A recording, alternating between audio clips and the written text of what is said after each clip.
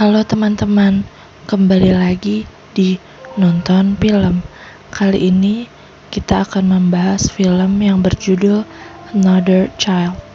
Film yang dirilis di tahun 2019 dan disutradarai oleh Kim Yoon Sok, menceritakan tentang gadis 17 tahun yang bernama Yuri mendapati ayahnya berselingkuh dengan ibu dari teman satu sekolahnya. Tanpa berlama-lama, mari kita bahas isi ceritanya. Film dibuka oleh seorang anak bernama Yuri yang mengintip orang-orang yang sedang mengadakan pesta makan malam di sebuah restoran. Anak itu terus mengintip di balik jendela sampai pesta berakhir. Di dalam sana, Yuri mendapati ayah dan ibu pemilik restoran sedang berselingkuh. Namun tak lama, pemilik restoran memborgokinya. Karena takut dan panik, ia tak sengaja menjatuhkan handphonenya, yang langsung dikejar oleh anak pemilik restoran sampai di halte bus. Ternyata mereka memakai seragam sekolah yang sama. Sedikit terlambat, Yuri sudah menaiki busnya. Di sekolah, saat istirahat tiba, ada seseorang yang menitipkan pesan di secari kertas. Tanpa pikir panjang, Yuri langsung menemui si pengirim pesan di atap gedung sekolah. Ternyata yang mengirimkan pesan adalah anak pemilik restoran bernama Yuna. Tanpa babi bu, Yuna menghina Yuri. Yuri dinilai mirip dengan ayahnya yang seorang pengecut. Tak terima ayahnya dihina, Yuri balik menghina ibunya Yuna sebagai penggoda yang gila harta. Yuri menuduh karena ibunya Yuna lah orang tua mereka berselingkuh. Bagaimana mungkin Yuna tidak tahu? Karena perut ibunya yang setiap hari semakin membesar. Dengan ponsel Yuri, Yuna menghubungi ibu Yuri memberitahukan kalau suami dan ibunya berselingkuh. Bukan ini yang diinginkan Yuri. Yang ia inginkan agar ibunya Yuna cukup pergi saja dari ayahnya dan melupakan semuanya, tanpa harus memberitahukan masalah perselingkuhan ini kepada ibunya. Kesal, Yuna langsung mencium paksa Yuri dan menanyakan apakah semudah itu ia akan melupakan ciuman mereka barusan. Di malam hari, saat pulang sekolah, Yuri mendapati ayahnya sudah pulang. Ayah dan anak itu terlibat percakapan hangat, seolah tidak terjadi apa-apa. Tak lama, ibu pulang. Suasana sedikit agak canggung di antara ketiganya. Yuri dan ayahnya langsung masuk ke kamar masing-masing, yang ternyata ayah Yuna 2 tahun belakangan sudah tidur terpisah dari istrinya. Di rumah yang lain, Yuna yang baru pulang dari kerja paruh waktunya mendapati rumah yang berantakan dan tidak ada nasi untuk dimakan. Ibunya beralasan jika ini karena kehamilannya yang menyebabkannya mual di setiap saat. Yuna bertambah kesal dengan alasan yang diberikan ibunya. Yuna tak habis pikir, kenapa ibunya bersikeras mempertahankan janin itu. Padahal pria itu tidak mau bertanggung jawab atas kehamilan ibunya. Dan dia malu atas gunjingan orang tentang mereka. Mihe yang tak mau terus disudutkan oleh anak gadisnya meninggalkan Yuna dan masuk ke kamar. Yuna melihat ponsel ibunya, berniat menghubungi ayah Yuri. Sesuai yang ia perkirakan, ponselnya mati. Lalu ia mengirimkan pesan kepada ayah Yuri. Di pagi hari, Daewon mendapati pesan yang berisikan kalau semua orang di dunia sudah tahu perbuatannya. Karena hal ini, ia takut dan malu menghadapi anak dan istrinya. Di sekolah, Yuri dan Yuna bertemu lagi. Yuri yang kesal langsung menyerang Yuna tanpa ampun. Insting seorang istri memanglah kuat. Ia dengan mudah mengetahui di mana selingkuhan suaminya berada. Dengan hati yang hancur, ia memperhatikan Mihe dari dekat. Dia pun memesan makanan di restoran itu yang langsung dilayani oleh Mihe, selingkuhan suaminya sendiri. Ia mencoba tegar, namun kalah oleh perasaan marah dan cemburu yang kuat. Tak mau berlama-lama, ia pun pergi. Berniat baik, Mihe mengajak ibunya Yuri untuk minum teh, karena ibunya Yuri terlihat sedang tidak baik-baik saja. Yang tidak ia ketahui, semua itu karena ulahnya.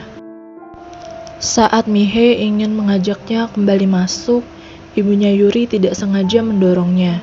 Mihe terjatuh dan terjadi pendarahan hebat.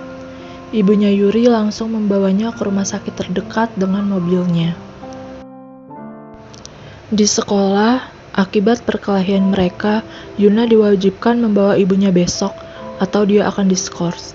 Berbeda dengan Yuri, karena ia anak yang berprestasi, ia hanya diceramahi sebentar. Saat guru sedang menceramahi Yuri, Yuna mendapat kabar jika ibu mereka ada di rumah sakit, dan mereka bergegas ke sana.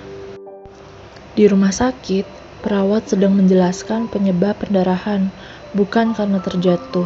Ternyata memang kehamilannya yang sudah bermasalah, sehingga bayi harus segera dilahirkan. Yuri dan Yuna yang bersama-sama ke rumah sakit. Akhirnya mereka dipersatukan oleh adik yang baru lahir, adik laki-laki mereka. Tidak sengaja Yuri memergoki ayahnya di rumah sakit, namun ayah yang tidak bertanggung jawab itu kabur walaupun sudah tertangkap basah.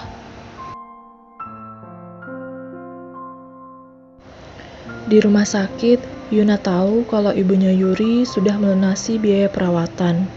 Karena egonya, ia berniat mengembalikan uang itu. Namun sial, uangnya tidak cukup. Terpaksa ia menghubungi ayah kandungnya. Tapi ayahnya pun tidak dapat diharapkan. Uangnya hanya habis untuk berjudi. Bahkan ia lupa umur dan nama anaknya sendiri. Di rumah, Daewon terlihat sedang meminta maaf, tapi hati istri mana yang tidak hancur hatinya. Ibu Yuri sudah bertekad untuk mengakhiri hubungan ini. Ia sudah mengamankan seluruh aset serta tabungan yang mereka kumpulkan selama ini. Namun sialnya, semua aset atas nama suaminya. Di rumah sakit, adik laki-laki mereka membuat Yuna dan Yuri bersatu menjadi kakak yang baik. Tadinya mereka benci, namun begitu cepat berubah menjadi sayang. Keduanya bahkan terlibat perselisihan siapa nanti dari mereka yang pantas merawat adiknya. Salju pertama di musim dingin akhirnya turun juga. Yuri yang memutuskan untuk bolos bimbingan memilih untuk makan malam bersama ibunya. Sedangkan di rumah sakit, adik laki-lakinya harus berjuang untuk hidup. Jantungnya mengalami kerusakan, dan Mihe masih enggan menjenguknya. Yuna yang sudah memutuskan berhenti sekolah dan mengurusi adiknya, ia sedang mengisi akta lahir adik laki-lakinya. Namun Tuhan berkata lain. Di malam ini, Mihe ditinggalkan oleh bayi yang tidak sanggup bertahan, dan sekarang ia pun ditinggalkan oleh pria yang sangat ia cintai.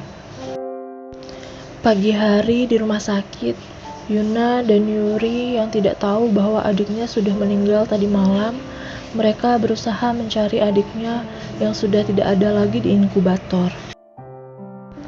Mereka mendapati mobil jenazah, tempat adik mereka dan bayi-bayi lain yang akan dibawa untuk dikremasi. Yuna yang tidak percaya adiknya telah tiada meninggalkan mobil itu, sedangkan Yuri yang terlihat lebih tegar menerima jenazah adik mereka. Di rumah sakit, Mihe saat hendak bersiap pulang, ia dikejutkan oleh kedatangan ibunya Yuri dengan gugur abalannya. Mereka berdua mencoba berdamai dengan cara mereka. Di rumah, Yuna yang sudah tidak kuat dengan ini semua ingin kabur dengan mencuri uang ibunya. Namun, ia menemukan buku perkembangan janin. Ternyata ibunya sudah tahu kalau bayinya mengalami banyak masalah dalam perkembangannya. Itu sebabnya ibunya tidak pernah sanggup untuk melihat bayinya, yang bahkan sudah ia beri nama Labu. Saat hendak pergi dari rumah, Yuna dikejutkan Ternyata ibunya sudah pulang dari rumah sakit, dan mereka mencoba untuk berbicara dari hati ke hati dan berdamai.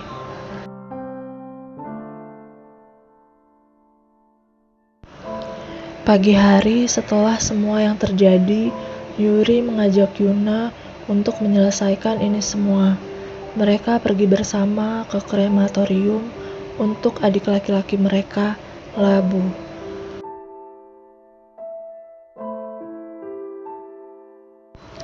Setelah menunggu cukup lama, akhirnya Labu telah selesai dikremasi.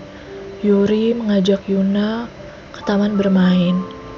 Mereka menebar abu-abu di sana, agar Labu selalu bisa bermain dan tidak kesepian. Film pun selesai.